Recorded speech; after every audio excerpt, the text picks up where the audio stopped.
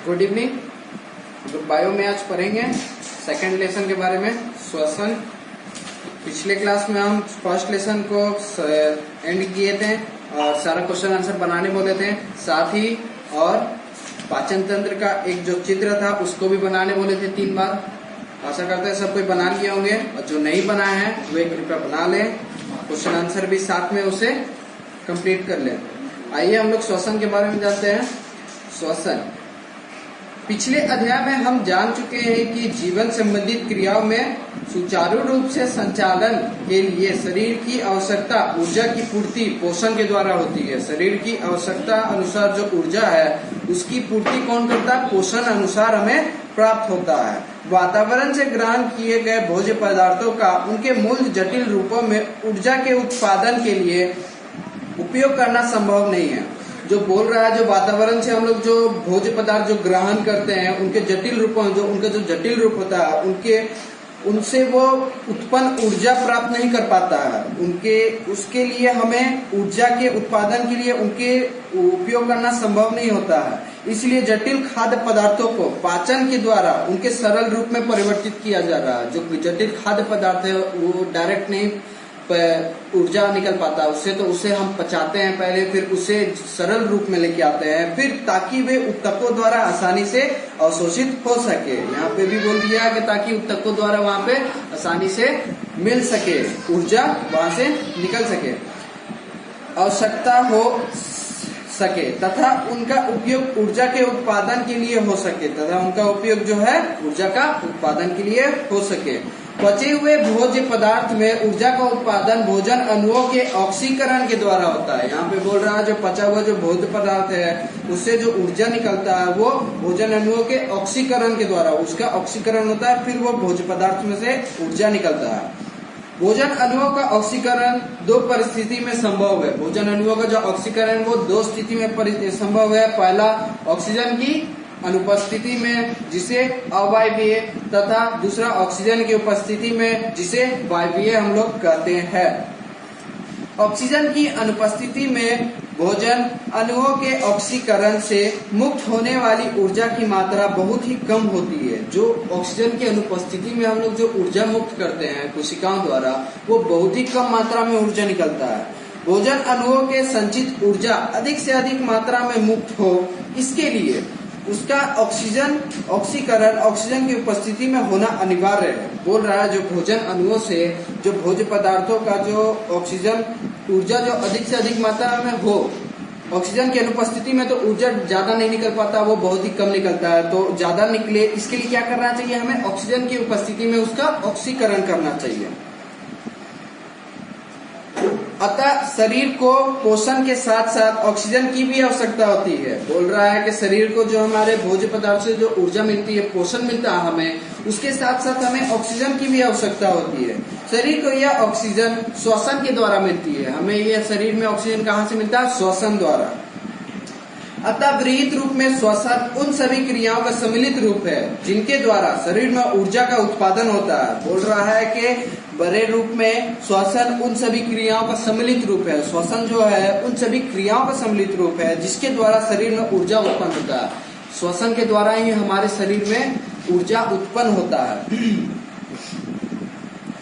ऊर्जा का उत्पादन के लिए कोशिकाओं में सरल भोज्य पदार्थ, सामान्यतः ग्लूकोज और कभी कभी वसा या विशेष परिस्थिति में एमिनो अम्ल का क्रमिक ऑक्सीकरण विघटन या विखंडन किया जाता है, जिसके इसके संदर्भ बंधन टूटते हैं और इसमें संचित रासायनिक ऊर्जा मुक्त होते हैं। बोल रहा है कि ऊर्जा का उत्पादन के लिए कोशिका में जो सरल भोज्य पदार्थ जो होता है जैसे ग्लूकोज, वसा या विशेष परिस्थिति में हम एमिनो अम्ल को भी लेते हैं, उसे विखंडित करते हैं, विखंडित किया जाता है जिसे इसका बंधन टूटता है। जो बॉन्ड होता है उन लोग का, उनका ग्लूकोज का, वसा का और लैक्टिक अम्ल का, एमिनो अम्ल का, उनका बंधन टूटता है और उससे संचित रासायनिक ऊर्जा जो होती है, जो ऊर्जा उनसे जो निकलता है वो मुक्त हो जाता है, वो बाहर निकल जाता है। यह ऊर्जा एटीपी जैसे विशेष प्रकार की यौगिकों के रासायनिक बंधन में संग्रहित हो जाता है। बोल रहा है जो ऊर्जा निकलता है विखंडन के द्वारा, ग्लूकोज के विखंडन के द्वारा जो ऊर्जा निकलता है वो एटीपी एक विशेष प्रकार का यौगिक है, उसमें वो मिल जाता है, मतलब बंधन में संग्रहित हो जाता है, वहां पे मतलब इकट्ठा होता है। इसी रूप में संग्रहित ऊर्जा का उपयोग सभी जीव एटीपी के जलीय विखंडन के द्वारा करते हैं। बोल रहा है इसी रूप में जो एटीपी है उसका जो संग्रहित ऊर्जा है, उसमें जो ऊर्जा इकट्ठित होता है उसका जो उपयोग है एटीपी के जलीय विखंडन के द्वारा करते हैं। एटीपी में जो जलीय विखंडन होता है, जो उसका हाइड्रोलाइसिस किया जाता है, उसे तोड़ा जाता है, उसके द्वारा ही जीव ऊर्जा लेते हैं। एटीपी ही समस्त जैव कोशिकाओं में रासायनिक ऊर्जा का सार्वजनिक वाहक है। बोल रहा है एटीपी ही समस्त जैव कोशिकाओं में, जो समस्त सारे जो जैव कोशिकाओं में जो हमारे शरीर के अंदर है, एटीपी ही द्वारा सारे शरीर में सार्वजनिक वाहक है, वो मूल वाहक कहलाता है, वो जो सारे शरीर में फैलाता है ऊर्जा को। चूंकि इसका उत्पादन शरीर के अंदर जीवित कोशिकाओं में ही होता है। बोल रहा है कि इसका उत्पादन शरीर के अंदर जीवित कोशिकाओं में ही होता है, इसलिए इसे क्या कहते हैं, जैव ऊर्जा भी कहा जाता है, इसलिए इसे जैव ऊर्जा भी कहते हैं। जैव ऊर्जा के उत्पादन के लिए कोशिका मुख्यतः ग्लूकोज का उपयोग करती है। जैव ऊर्जा का जो उत्पादन होता है उसके लिए मुख्यतः किसको लेते हैं, ग्लूकोज को, ज्यादातर ग्लूकोज को लेते हैं, ठीक है। अतः ग्लूकोज को कोशिकीय ईंधन भी कहा जाता है। ग्लूकोज को क्या कहते हैं, कोशिकीय ईंधन भी कहते हैं। श्वसन क्रिया का निम्नलिखित समीकरण को दर्शाया गया। श्वसन क्रिया को हम यहाँ पे समीकरण में भी दर्शाया गया है। इस क्रियाओं में सह उत्पादों के रूप में कार्बन डाइऑक्साइड तथा जल भी बनता है। इस क्रिया में क्या क्या बनता है, कार्बन डाइऑक्साइड तथा जल भी बनता है, साथ में ऊर्जा भी मुक्त हो रहा है, यहाँ पे लास्ट में प्लस ऊर्जा भी लिखा हुआ है, जो ऊर्जा भी मुक्त होता है। इस प्रकार उत्पादित कार्बन डाइऑक्साइड तथा शरीर की आवश्यकता से अधिक मात्रा में उपलब्ध जल शरीर के बाहर निकाल दिया जाता है। बोल रहा है कि जो उत्पादित जो कार्बन डाइऑक्साइड होता है और शरीर की आवश्यकता अनुसार से अधिक मात्रा में जो उपलब्ध जो जल होता है वो उससे बाहर निकाल देते हैं। किसे उत्पादित कार्बन डाइऑक्साइड जो अधिक मात्रा में जो जल होता है उसे शरीर के बाहर निकाल देते हैं। श्वसन की परिभाषा इस प्रकार दी जा सकती है। श्वसन का जो परिभाषा है इस प्रकार दिया है, श्वसन वैसी क्रियाओं के सम्मिलित रूप को कहते हैं जिसमें बाहरी वातावरण से ऑक्सीजन ग्रहण कर शरीर की कोशिकाओं में पहुंचाया जाता है, जहां इसका उपयोग कोशिकीय ईंधन मतलब कोशिकीय ईंधन ग्लूकोज का ऑक्सीकरण कई चरणों में विशिष्ट एंजाइम की उपस्थिति में करके जैविक ऊर्जा एटीपी का उत्पन्न करता है, मतलब उत्पादन किया जाता है। ग्लूकोज का ऑक्सीकरण कर एटीपी का उत्पादन किया जाता है तथा इस क्रिया में उत्पन्न कार्बन डाइऑक्साइड को फिर कोशिका से शरीर के बाहर निकाल दिया जाता है। ठीक है, ये श्वसन का परिभाषा हुआ, इसे सब कुछ पढ़ लीजिएगा। श्वसन क्रिया में ग्लूकोज अणुओं का ऑक्सीकरण कोशिकाओं में होता है। कहाँ होता है, ऑक्सीकरण कोशिकाओं में होता है, इसलिए इसे कोशिकीय श्वसन भी कहते हैं। ग्लूकोज अणुओं का जो ऑक्सीकरण होता है वो कहाँ होता है, कोशिकाओं में होता है। कोशिका में होने के कारण क्या कहलाता है, ये कोशिकीय श्वसन कहलाता है। समरूप कोशिकीय श्वसन को दो अवस्थाएं, पहला अवायवीय श्वसन तथा दूसरा वायवीय श्वसन में विभाजित किया जाता है। बोल रहा है कि समरूप कोशिकीय श्वसन जो है वो दो रूपों में तोड़ा गया। पहला देखते हैं हम लोग अवायवीय श्वसन के बारे में जानते हैं। यह श्वसन का प्रथम चरण है, यह श्वसन का हम लोग का प्रथम चरण कहलाता है, जिसके अंतर्गत ग्लूकोज का आंशिक विखंडन ऑक्सीजन की अनुपस्थिति में होता है। बोल रहा है कि इसके अंतर्गत ग्लूकोज को जो विखंडन किया जाता है उसका ऑक्सीजन की अनुपस्थिति में करते हैं। इस क्रिया द्वारा एक अणु ग्लूकोज से दो अणु पायरुवेट का निर्माण होता है। इस क्रिया में एक अणु ग्लूकोज होता है उससे वो दो अणु पायरुवेट में टूट जाता है, निर्माण होता है। यह क्रिया कोशिका द्रव में होता है। ये कहाँ होता है, यह कोशिका द्रव में होता है तथा इसका प्रत्येक चरण विशिष्ट एंजाइम के द्वारा उत्प्रेरित होता है। इसका प्रत्येक चरण क्या होता है, विशिष्ट एंजाइम के द्वारा उत्प्रेरित किया रहता है। इस प्रतिक्रिया में चूंकि ग्लूकोज अणु का आंशिक विखंडन होता है, इस क्रिया में ग्लूकोज अणु का आंशिक विखंडन होता है, अतः उससे निहित ऊर्जा का बहुत छोटा भाग ही मुक्त हो पाता है। ऑक्सीजन की अनुपस्थिति में हम लोग पहले ही देख चुके हैं कि ऊर्जा को जो तोड़ा जाता है वो बहुत कम मात्रा में ऊर्जा निकल पाता है। शेष ऊर्जा पायरुवेट के बंधनों में ही संचित रह जाता है। जो शेष ऊर्जा जो रहता है वो पायरुवेट जो दो अणु पायरुवेट जो बनता है वो उसमें ही रह जाता है। पायरुवेट के आगे की स्थिति निम्नलिखित 3 प्रकार की होती है। पायरुवेट का आगे का जो स्थिति जो होता है, जो आगे जाके पायरुवेट क्या होता है उसका जो 3 प्रकार होता है, 3 प्रकार होता है। पहला प्रकार दिखा रहा है कि पायरुवेट ऑक्सीजन की अनुपस्थिति में इथेनॉल एवं कार्बन डाइऑक्साइड में परिवर्तित हो जाता है।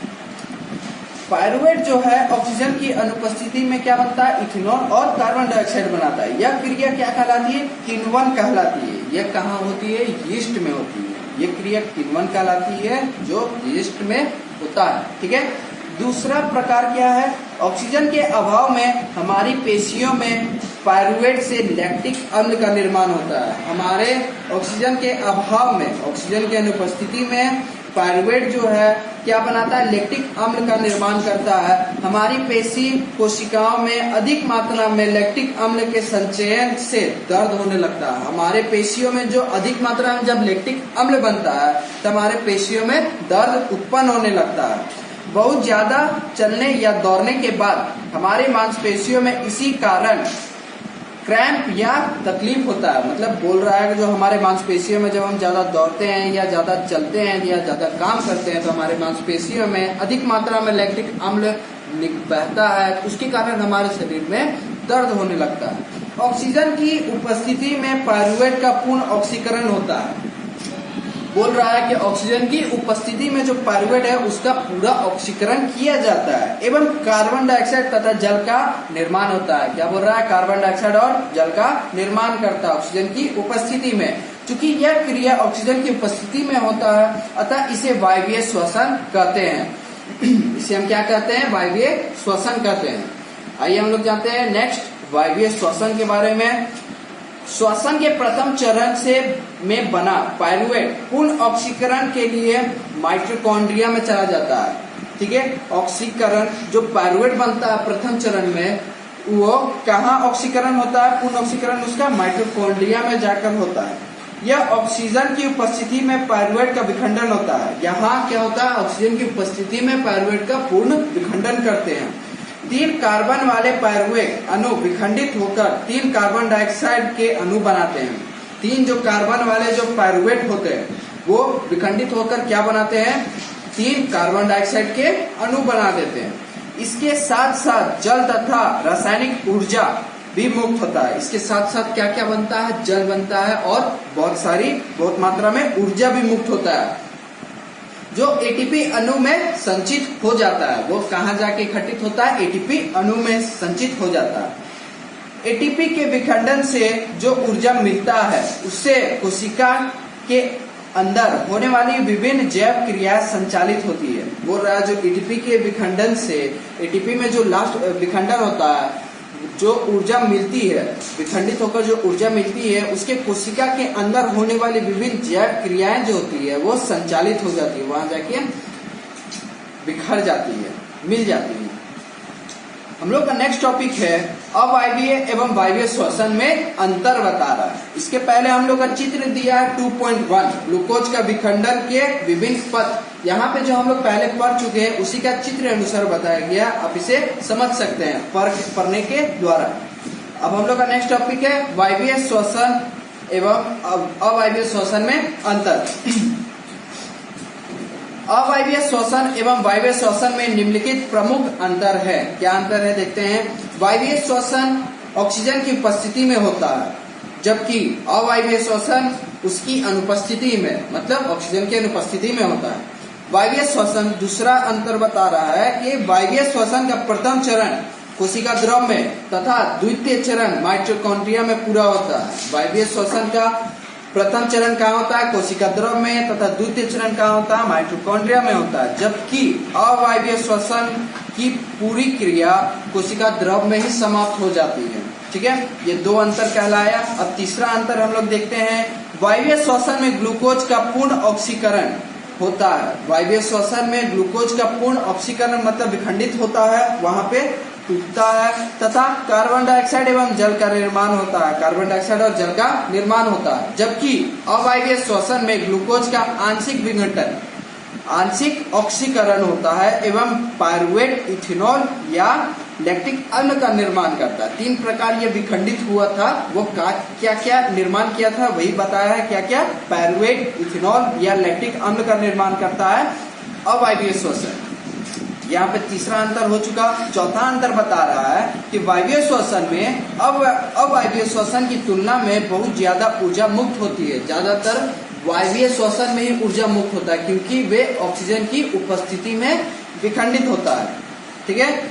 इसी बीच हम लोग का एक क्रियाकलाप दिया है, आइए पढ़ते हैं। 2 साफ पर्कनली ले, बोल रहा है कि 2 साफ पर्कनली लेने के लिए ताजा तैयार किया गया चूना का पानी देने में दोनों में डाले। बोल रहा है कि ताजा चूना का जो पानी है, जो ताजा चूना का पानी होता है, दोनों में डाल लेने के लिए एक पर्कनली स्टैंड में दोनों पर्कनली को रखे। पर्कनली स्टैंड में दोनों पर्कनली को रखने कहा गया है। एक पर्कनली में सिरिंज के द्वारा हवा भरकर दोनों के पानी को प्रभावित करें, चूने के पानी को प्रभावित करें। बोल रहा है कि एक पर्कनली में जो सिरिंज होता है, जिसे सुई लिया जाता है, उससे क्या करना है? हवा भरकर उसे चूने के पानी में प्रभाव डालना चाहिए। डालने के लिए बोला गया है सिरिंज को बाहर निकालकर पुनः हवा भरे एवं उसे पुनः चूने के पानी में प्रभावित करें। सिरिंज को बाहर निकालकर उसे उस सिरिंज में हवा भरकर फिर उस सिरिंज में चूने के पानी में प्रभावित करना चाहिए। क्रिया तब तक करते रहे जब तक कि चूने का पानी दूधिया ना हो जाता है। क्रिया ये कब तक करना है? जब तक चूने का पानी दूधिया ना हो जाए। चूने के पानी को दूधिया होने में लगे समय को नोट करें। जो चूने के पानी में जो दूधिया होता है उसमें कितना समय लगता है, उस समय को आप लोग नोट करें। अब एक स्वस्थ शीशा की नलिका में ले एवं इसके द्वारा निश्वास की वायु चूने के पानी में प्रभाव करे। जो दूसरा जो शीशा था चूने के पानी में, उसे निश्वास पानी, जो एक शीशे, पतले शीशे की तरह एक पाइप होता है, उससे दूसरे शीशे में निश्वास मतलब अपने मुंह के थ्रू हवा भरे। चूने के पानी को दूधिया होने में लगे समय को नोट करें। दूसरे पर्कनली में भी जो चूने के पानी में दूधिया होने में जो समय लगता है उसे आप नोट करें। आप देखेंगे कि दूसरे पर्कनली में रखा चूने का पानी बहुत कम समय में दूधिया हो जाता है। जो दूसरा पर्कनली जो होता है, जो हम लोग अपने मुंह के थ्रू जो श्वास भरते हैं उस पर्कनली में, उसमें बहुत कम समय में ही वो चूने का पानी दूधिया हो जाता है। इससे यह निश्चित होता है कि हवा की तुलना में निश्वास से निकलने वाली वायु का कार्बन डाइऑक्साइड की मात्रा अधिक होती है। बोल रहा है कि इससे हम लोग को यह पता चलता है कि हमारे मुंह के थ्रू जो हवा निकलती है उसमें कार्बन डाइऑक्साइड की मात्रा अधिक होती है। इसलिए हमें दूसरे पर्कनली के चूने के पानी को दूधिया होने में ज्यादा समय नहीं लगता है। ठीक है। यहाँ पे दूसरा क्रियाकलाप के बारे में भी बताया जा रहा है, आइए देखते हैं। एक स्वस्थ कोनिकल फ्लास्क में चीनी का घोल लेकर एवं कुछ यीस्ट डालें। इसे एक छिद्र वाली कॉर्क में अपनी तरह बंद कर ले। बोल रहा है कि एक कोनिकल प्लास्ट है, यहाँ पे जो चित्र बनाया गया ट्रायंगल शेप में वो कोनिकल प्लास्ट है। उसे कोनिकल प्लास्ट में चीनी का घोल ले और यीस्ट को डाले। इसमें एक छिद्र वाला कॉर्क को अब अच्छी तरह बंद कर ले। जो ऊपर में जो ढक्कन दिया गया, ढक्कन के थ्रू उसे अच्छी तरह उसे बंद कर ले। अब 2 जगहों पर समकोण से मुड़े एक कांच की पतली नली में, जो ऊपर में 2 जगह जो समकोण के पाइप जो दिया हुआ है जिसके थ्रू जो हवा आगे भरा जाएगा, वैसा एक नली ने छिद्र से होता हुआ कोनिका प्लास्ट, एक कांच की पतली नली लेकर इसका एक सिरा कॉर्क का छिद्र में होता हुआ कोनिका प्लास्ट में डाले एवं दूसरा सिरा एक पर्कनली में रखें। ताजा चूने के जल में डाले। बोल रहा है कि एक छिद्र को कोनिका प्लास्ट में डालने बोला गया है और दूसरे छिद्र को पर्कनली में डालने बोला गया है जिसमें चूने का जल हो। ठीक है। चूने के जल में होने वाले परिवर्तन का अवलोकन करें, मतलब बोल रहा है कि चूने के पानी में जो परिवर्तन होता है उसे आप देखें, उसे परखें। आप देखेंगे कि थोड़े देर में चूने का जल दूधिया रंग हो जाता है। बोल रहा है कि आप देखेंगे क्या चूने के जल थोड़े देर में ही दूधिया हो जाता है। इससे यह पता चलता है कि किण्वन के कार्बन डाइऑक्साइड मुक्त होता है, किण्वन से कार्बन डाइऑक्साइड मुक्त होता है। किण्वन क्या है कि चीनी का घोल और विष को मिला के किण्वन बनाया गया होगा, उससे कार्बन डाइऑक्साइड मुक्त होता है।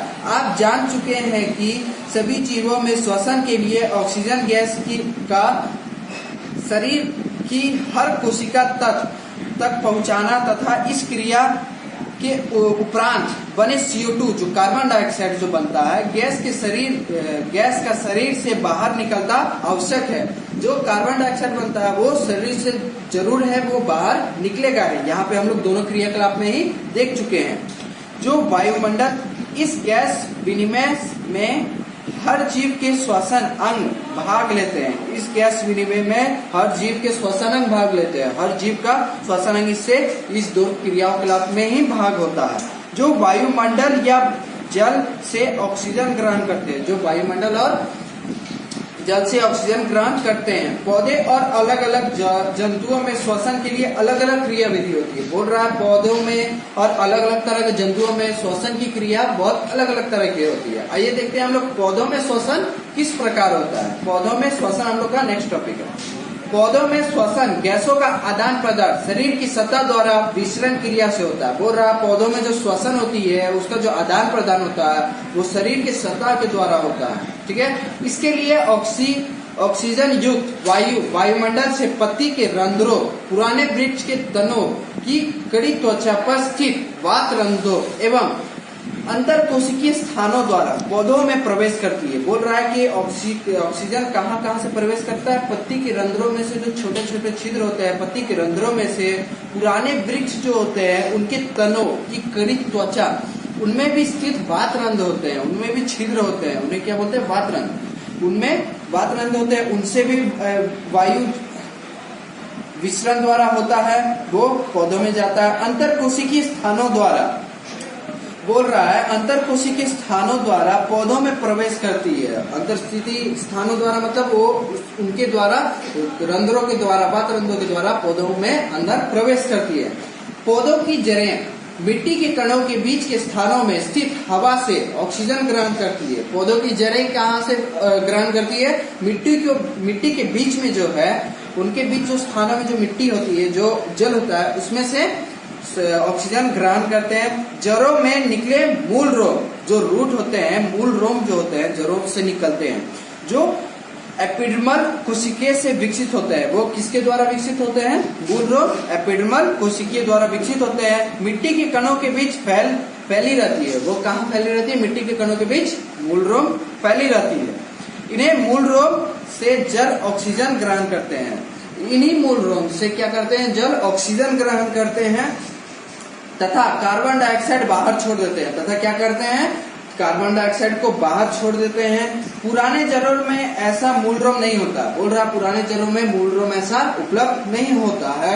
ऐसे जड़ों में तने की कड़ी त्वचा की तरह वात रंध्र पाए जाते हैं। पुराने जो जड़ होते हैं उसमें मूल रोम नहीं हो पाता। उसके बीच क्या हो, हम लोग उसमें ऑक्सीजन कैसे अंदर जाता है? कार्बन ऐसे जड़ों में तने की कड़ी त्वचा, जो तना होता है उनका, जो उनकी जो कड़ी त्वचा होती है, उनमें वात रंध्र पाया जाता है। उनमें भी छोटी छोटी छिद्र होती है, उनके द्वारा वायु अंदर जाता है।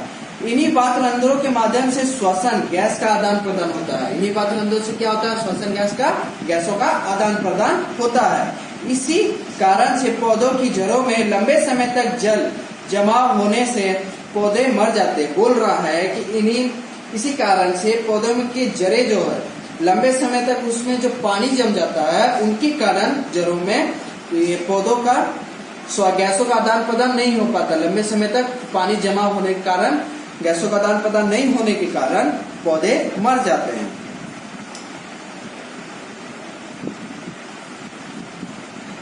जलीय पौधों में विसरण क्रिया द्वारा जल में ऑक्सीजन ग्रहण करते हैं। जलीय पौधे जो है उनके बीच जो विसरण क्रिया द्वारा जल से ही ऑक्सीजन ग्रहण करते हैं एवं श्वसन क्रिया से के पश्चात CO2 गैस मुक्त कर देते हैं।